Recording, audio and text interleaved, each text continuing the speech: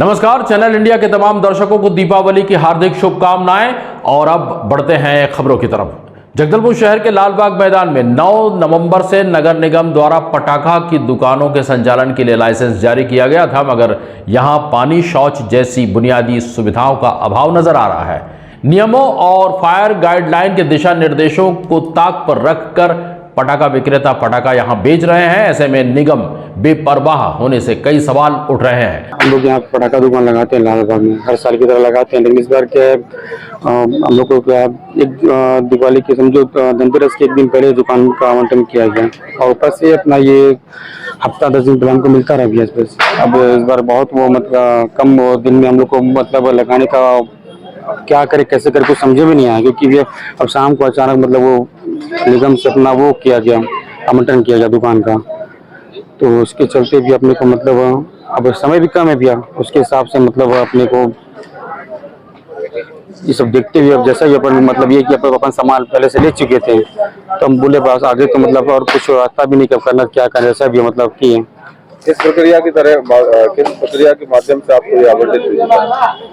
ये अपने को एक दुकान 15x15 मतलब के हिसाब से मिला जी। कौन से नंबर की दुकान है? ये 2 नंबर और 3 नंबर। एक दुकान का 11,000 रुपये लिए हैं जी। क्या गाइडलाइंस दी आपको? गाइडलाइंस सुविधाएं क्या है, एक ट्राली वो रेती गिरा देते हैं और एक ट्रैक्टर मतलब टैंकर में पानी ला देते हैं, बस बोलते हैं बाल्टी मतलब रख लो और सुविधा कुछ नहीं मिलता है।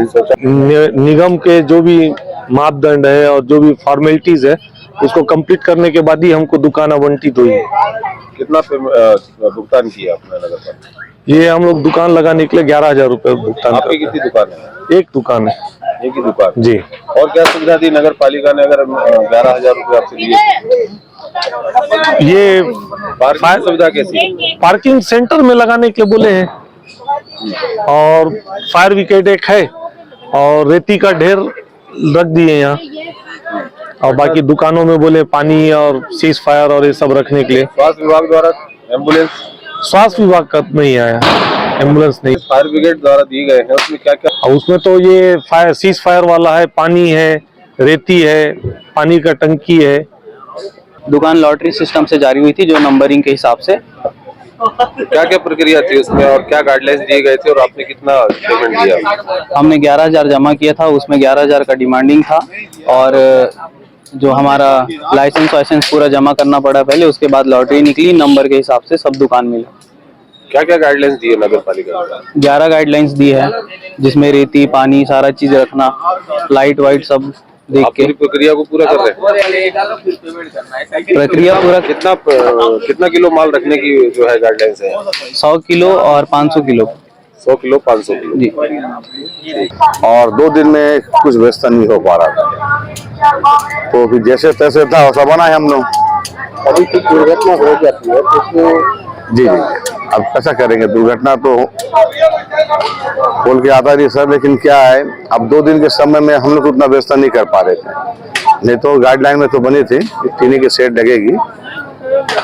तो अब देखो नेक्स्ट टाइम से कुछ समय से पहले हम लोग को दे दें तो हम लोग व्यवस्था कर देंगे सर। हफ्ता 10 दिन पहले मिलने से अभी 2 दिन में हम लोग क्या कर सकते हैं। और यहाँ दोनों साइड में 10-10 फीट की जी तो आपने एकदम जोड़ के नहीं 10-10 फीट का है सर। अब 1-2 दुकान छोड़ के होगा, लेकिन 10-10 फीट का तो जगह दिए थे। बगल में इसमें क्या एक्चुअली क्या हो रहा है कि एक 4 और 3-4 के बीच में एक दुकान आ रहा है, फिर तो क्या हो रहा है उसको लोग 2-4 लोग ऐसा जोड़ दे रहे हैं। जैसे मेरी दुकान है तो 2 20 के में आ गई थे, तो 20 में करके सर छोड़ दिए थे हम लोग लाइन को। इस बारे में अग्निशमन अधिकारी संतोष कुमार से हमने बात की। अग्निशमन जिला अधिकारी संतोष कुमार ने क्या कुछ कहा, आइए सुनते हैं। अभी आप लोग यहाँ पे देख रहे हैं कि 46 दुकानें का जो लाइसेंस दिया गया है नगर निगम आयुक्त द्वारा, जो पटाखा वितरण करने के संबंध में है। मेरे द्वारा पूर्व में भी बताया गया था कि जब भी कभी ऐसा कोई दुकान या पंडाल के इसमें जो वितरण किया जाता है तो मुझे बुला लिया जाए, क्योंकि अभी 3 दिन पहले इनको 9 तारीख को दुकान अलॉट हुई है। तो 9 तारीख को जैसे मुझे सूचना मिला कि ये 9 तारीख को इनको फायर के इसका दुकान पटाखा दुकान के लिए लाइसेंस दिया गया है, तो मैंने तुरंत ही मेरा जो गाइडलाइन बोलता है हमारा नेशनल बिल्डिंग कोड 2016 टॉप 4 जो कि हमारा होता है फायर एक्ट, छत्तीसगढ़ में आपको पता है कि 2018 में फायर एक्ट आ चुका है और रेगुलेशन हमारा जो है 21 सितंबर 2021 को पास हुआ है। उसके तहत ये जो अस्थायी पंडाल है, उस पंडाल में क्या क्या होनी चाहिए वो तुरंत मैंने जो अपना जो हमारा गाइडलाइन है उसके हिसाब से इन लोगों को रिटर्न में दिया गया है। उसके साथ साथ इनको नोटिस भी दिया गया कि जो मेजर जो अधिकार है, निरीक्षण करने का अधिकार है, उसके तहत मैं अब यहाँ पे आया आज दोपहर में 12 बजे से लेकर 3 बजे तक और उसका पूरे तरह से निरीक्षण किया। निरीक्षण करने पर पाया गया कि सबसे बड़ा कमी इसमें यह है कि चूंकि ये कपड़े का बना हुआ है, गाइडलाइन ये बोलता है कि ये पूरा टीन का सेट होना चाहिए था, बट इनके पास समय नहीं था। इनको जो है सिर्फ 3 दिन के दुकान लगाने का लाइसेंस मिला, इस कारण इन लोगों के द्वारा जो है कपड़े का सेट बनाया गया, जो कि गलत है। बाकी जैसे मैं इनको नोटिस दिया हूं तो नोटिस के आधार पर इन लोगों ने, आप देख सकते हो, ये फायर एक्सटिंग्विशर है 4.5 kg का, 4 kg का, कोई 6 kg का लगाए हैं और 200 लीटर का पानी का ड्रम और प्लस क्या है, रेत की बाल्टी। ये रेत की बाल्टी भी इसका काम आता है, ये मेरा गाइडलाइन है। उसके आधार पर इन लोगों ने जहां से भी व्यवस्था किया, लेकिन किया है अभी। इस संबंध में एक और आता है, जैसे कपड़े होते हैं, उस कपड़े पे यदि हम फायर रिटार्डेंट सील केमिकल का छिड़काव करते हैं तो उससे भी आग नहीं लगती। चूंकि इनको भी किसी को पता नहीं है, तो मैंने इस साल जो है रिटर्न में दिया हुआ है इनको कि क्या क्या करना चाहिए और क्या क्या होना चाहिए, पार्किंग व्यवस्था क्या होनी चाहिए, इलेक्ट्रिक का कोई भी केबल जो है खुला नहीं होना चाहिए। ये सब चीज बातों के बारे में आज मैं 12 बजे से लेकर 3 बजे तक के 46 दुकान यहाँ और 31 दुकान जो हमारे अड़ावाल में जो दुकान है वहां पे मेरे द्वारा निरीक्षण करके बकायदा इनको रिटर्न में दिया हुआ है। और नगर निगम आयुक्त, इसका जो मैं निरीक्षण किया इसका कॉपी जो है नगर निगम को दूंगा कि आने वाले भविष्य में जब भी ऐसा कोई हो तो एक फायर का जो हमारा फायर एक्ट बोलता है उसके तहत इनको दुकान आवंटित किया जाए और उन नियमों का पालन कराया जाए। इसमें कोई घटना दुर्घटना भी होती है तो इसके जिम्मेदार कौन होते हैं सर? देखिए, घटना दुर्घटना होगा तो ये तो खैर मैं नहीं कह सकता जिम्मेदार कौन होंगे, लेकिन यह है कि कम से कम सुरक्षात्मक उपाय करने के लिए कहा जाता है तो करना चाहिए।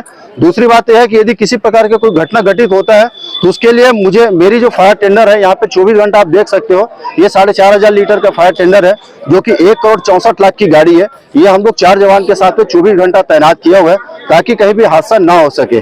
और इसमें एक रेंज भी होता है, जैसे 50 मीटर की दूरी है, 50 मीटर की दूरी पर किसी भी तरीके से कोई फायर ना हो, कोई फटाका ना खुले। और दूसरा यह है कि जो एक दुकान से दूसरे दुकान की जो दूरी है उसमें 3 मीटर के जो फासला होना चाहिए वो नहीं है। तो आने वाले भविष्य में जब कभी ऐसा हो तो ये चीजों का पालन किया जाना सुनिश्चित किया जाए ताकि जो दुर्घटना हो रही है उसको रोका जा सके।